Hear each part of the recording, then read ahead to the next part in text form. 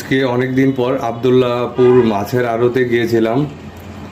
Viewers, কিছু মাছ কিনে এনেছি, তাই আপনাদের সাথে একটু শেয়ার করছি। এই ইলিশ মাছ এখানে যেগুলি দেখছেন এগুলির দাম হচ্ছে 900 টাকা কেজি। আর এখানে দুই পদের আছে, এই পাশেরটা হচ্ছে 1600 টাকা কেজি, আর এই পাশের এটা হচ্ছে 2200 টাকা কেজি। এরপরে আমি কিছু আধা কেজি চান্দা মাছ নিয়ে এসেছি, বিলের চান্দা। আর নদীর কিছু চিংড়ি এনেছি। এই চান্দা মাছগুলো কেজি 200 টাকা, আমি আধা কেজি নিয়ে এসেছি। আর চিংড়ি মাছ এগুলো 1 কেজি আমি 750 টাকা করে নিয়ে এসেছি। চিংড়ি মাছগুলি খুবই ভালো হয়েছে, অনেক সুন্দর।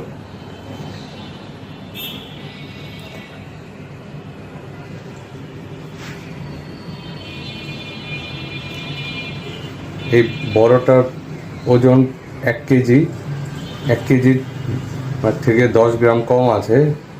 আর এগুলোর পেটে একটু ডিম আছে।